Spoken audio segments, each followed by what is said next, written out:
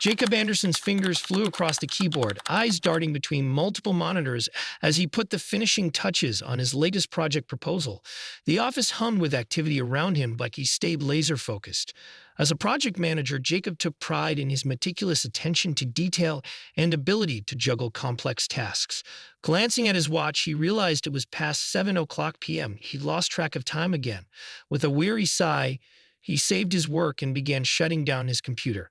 The day had flown by in a blur of meetings and deadlines. Now all he wanted was to get home to Emma and unwind.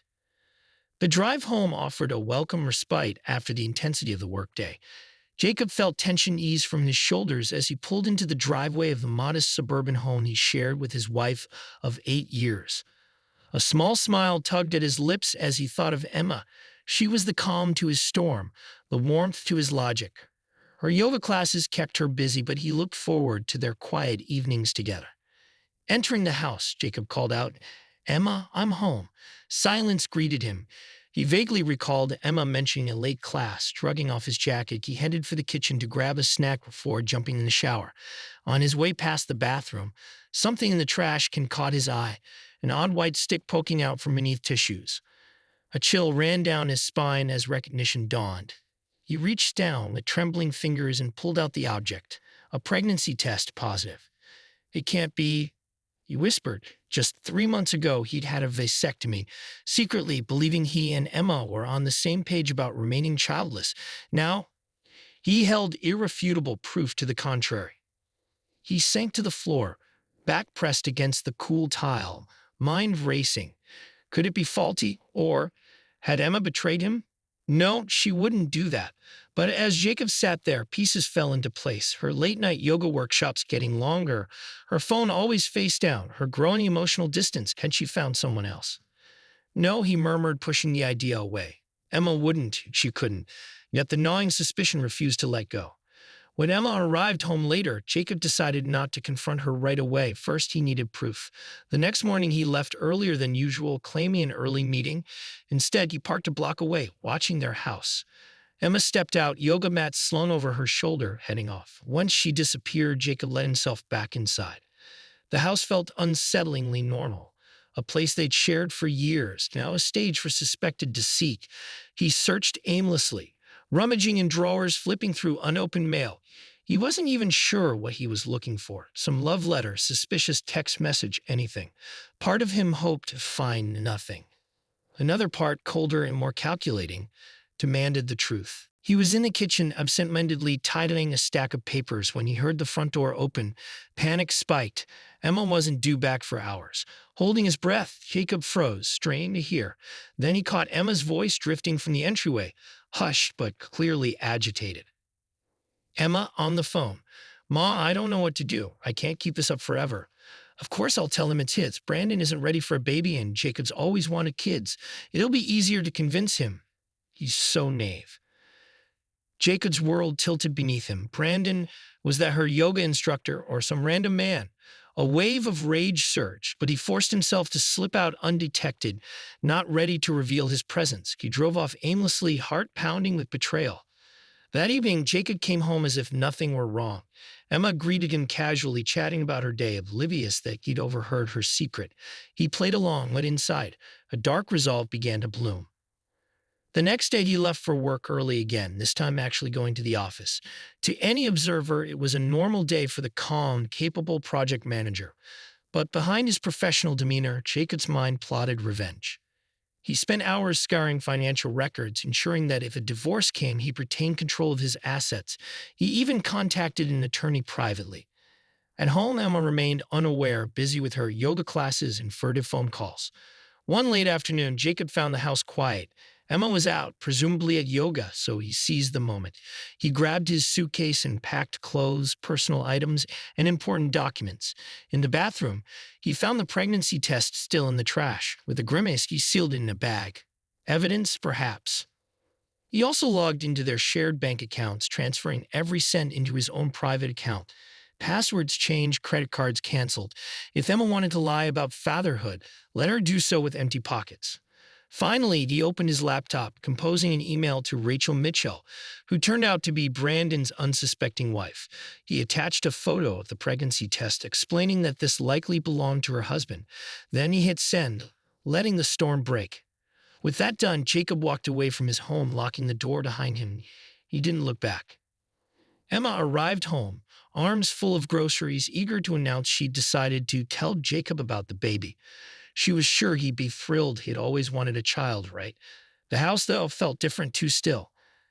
Jacob, she called, setting the bags down. No answer. She noticed the closet door was open, revealing empty spaces where his clothes used to hang. The office desk was cleared of his personal things. A cold knot formed in her stomach as she realized he was gone. Panicked, Emma tried to access their bank accounts locked out. She rifled through the mail, searching for a clue. Nothing. She grabbed her phone to call him, but the call went straight to voicemail. A creeping dread told her he knew. Somehow, he knew everything. Across town, in a stylish home office, Rachel Mitchell stared in disbelief at the email she received from a stranger named Jacob Anderson. Attached was a photo of a positive pregnancy test. She and Brandon had been trying for a baby for years, but apparently Brandon found it elsewhere. Rage and heartbreak churned in Rachel's chest as she set aside her phone. So this was how she learned the truth about her husband's affair. Seething with betrayal, she dialed Brandon's number, a cold determination tightening her throat. She would get to the bottom of this. One of them, Brandon or the pregnant mistress, would pay. Jacob sat in a tiny, half-furnished apartment he'd rented. Boxes of clothes and personal items cluttered the floor. He stared at a laptop screen filled with texts, photos, and logs of Emma and Brandon's relationship. He compiled them all from Maximum Impact. Part of him hated how consumed by vengeance he'd become. But a harder, more wounded part insisted they deserve it. He wasn't done unraveling their perfect facade. His phone buzzed with an email from Rachel. "We need to talk in person." Jacob typed a short reply. "Sure. Tomorrow, 10 a.m. at Golden Bean Cafe." He set the phone aside. Let Emma and Brandon scurry. Let them feel the fear as their worlds collapsed. At the house, Emma frantically tried to call Brandon. She got a curt response. "Brandon, tense. I'm busy. Also, your husband emailed my wife. She's furious. I told you to be discreet." Emma, voice trembling. "Brandon, calm down. I didn't plan this. I thought it'd be simpler if I just told Jacob the baby was his, but he vanished. And now your wife knows."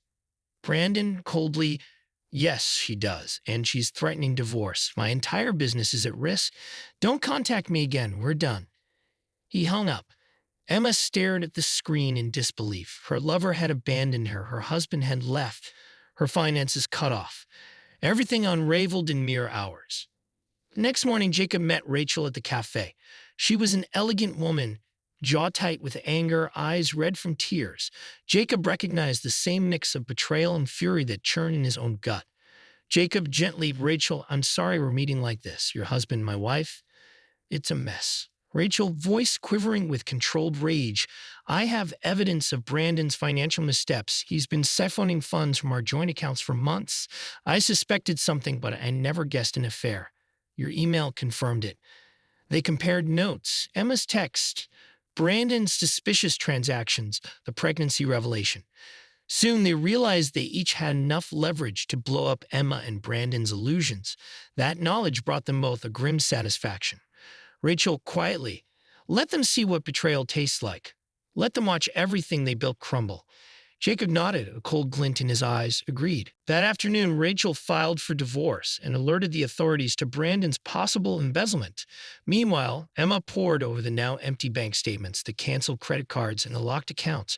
Her job as a part-time yoga instructor wouldn't cover rent, let alone baby expenses. Brandon had ghosted her, ignoring calls and texts. She realized she was truly alone. Days turned into weeks. People in Jacob's professional circle learned he'd left Emma, fueling rumors that she cheated. Emma retreated from social media under the onslaught of whispered judgment. Brandon, accused of embezzlement, tried to salvage his reputation. Too many employees and suppliers deserted him after hearing rumors. Rachel sold certain shared properties, leaving Brandon with mounting legal bills. Jacob watched from a distance as Emma struggled, ignoring her tearful messages. He poured himself into his job, gaining new respect from colleagues who saw his calm leadership. A small part of him felt pity for Emma, pregnant and abandoned, but the memory of her betrayal hardened his resolve. One evening, Emma cornered Jacob in the apartment parking lot. She looked pale, her belly visibly rounded. Emma, voice trembling, Jacob, please, I need to talk to you. Jacob, I have nothing to say. Emma, I'm pregnant. Brandon vanished. I have no one. This child, I can't do it alone. A flicker of old affection or pity stirred in Jacob's chest, but he forced it down. Jacob, you lied, Emma. You planned to trick me into raising another man's baby. That's unforgivable. Emma, I was desperate. You'd always said you wanted kids, and I messed up. I'm sorry. Just help me, please. Jacob shook his head, stepping back. Jacob, I loved you once. Now I can barely look at you without remembering the betrayal. Find your own way. I'm done. She reached for him, tears spilling, but he turned on his heel and walked away, ignoring her broken sobs. Jacob moved forward with the divorce, finalizing it quietly. He never responded to Emma's pleas nor showed up when she gave birth. As for Rachel, she ended her marriage to Brandon with a shrewd property settlement and no regrets.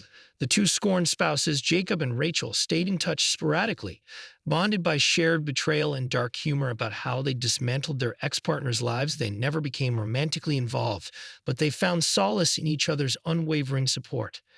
In a small, sparsely furnished apartment, Jacob reflected on everything. The heartbreak, the revenge, the cost. He dismantled Emma's life. Some might call it ruthless, but to him, it felt like justice. She planned to trap him into fatherhood through deception, and now she was left to pick up the pieces alone.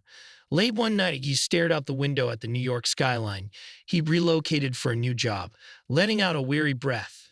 Betrayal had changed him, made him colder and more cautious, but perhaps in time he could learn to trust again. For now, he was content with the knowledge that he was free from lies and determined that if love ever came knocking again, it would be built on honesty, not illusions. A single thought lingered. I might have lost everything, but I gained my self-respect. She can't take that away. And that was enough.